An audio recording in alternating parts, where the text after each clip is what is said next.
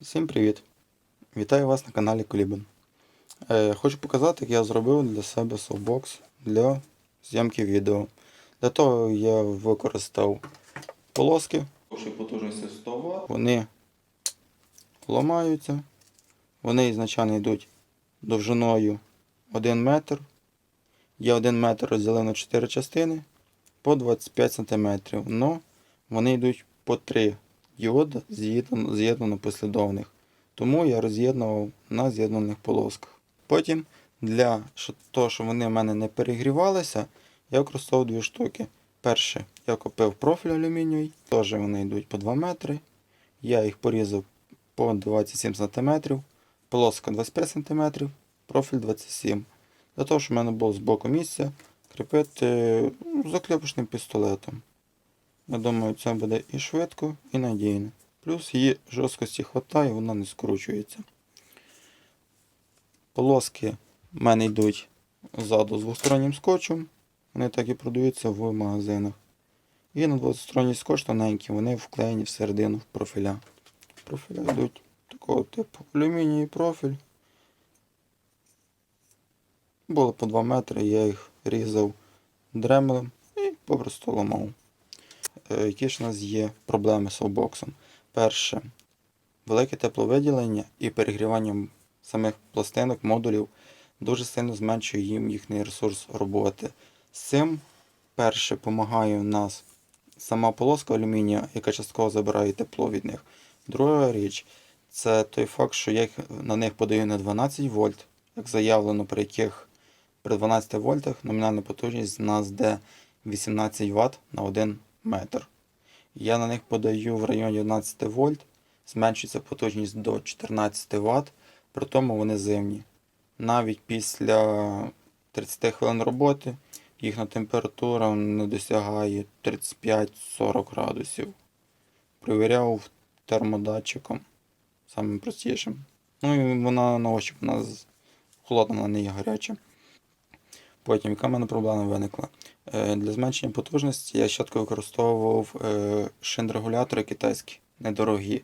Проблема виникла в тому, що дешеві шин-регулятори, у них де низька частота преобразування. І за рахунок цього в мене на камеру було видно мерехтіння страшенне. Неможливо було нормально знімати. Сам я поборовся, купивши аналог такого ж самого модуля. Це DNS модуль Excel 4015, якщо не помиляюся. Які плюси? У нього велика частота. В даний момент в мене йде таким модулем освітлення. В кінцевому він виглядає в такому плані. Стоїть модуль. На модулі стоїть живлення від любого ноутбучного блоку на даний момент. На майбутнє я буду живити від літіонових акумуляторів на 16 вольт. Два плюси. На модулі на виході я собі виставив стабільних 11 вольт постоянних, а за рахунок регулятора току я вивів. І окремо я просто регулюю ток. Виходить, я можу збавляти на мінімум ток і давати на максимальний ток. Но я можу живити від 19 вольт.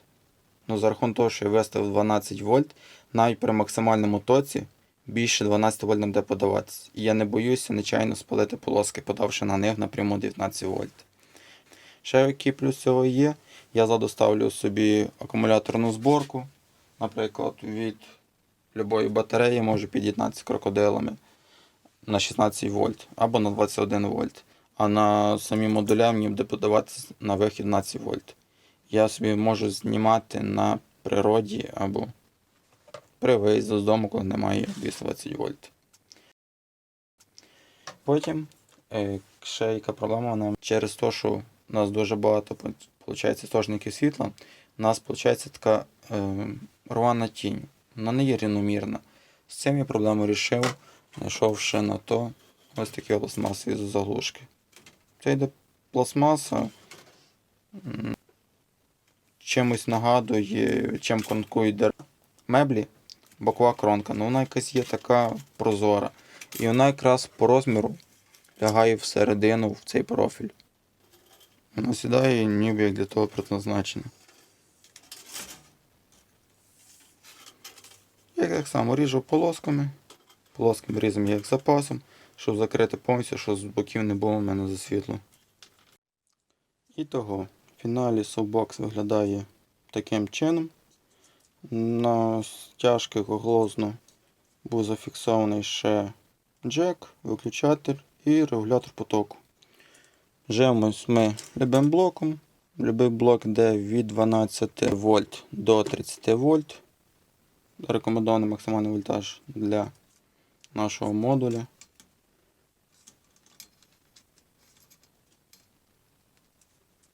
Маємо включатель, якщо на якійсь певній яркості. Яскравість. Потім використовується джек для тої причини, тому що можна, наприклад, брати любі акумулятори. У мене на деяких акумуляторах є джек, вихід. Він йде паралельно живлені. Ним заряджається БМС і, наприклад, як той же самий паяльник, можна на дворі запитуватись. Він запитується від акумулятора. Іде удобно, можна використовувати його на природі для підсвітки. В даний момент в мене ще немає ідей, як зробити кріплення. Можливо, ви щось порадите, напишіть в коментарях, як його фіксувати. Крім фіксації до якоїсь труби або стяжками, чогось мудрішого я ще не придумав. Пишіть в коментарях, буду дякувати за ідеї. Всім пока!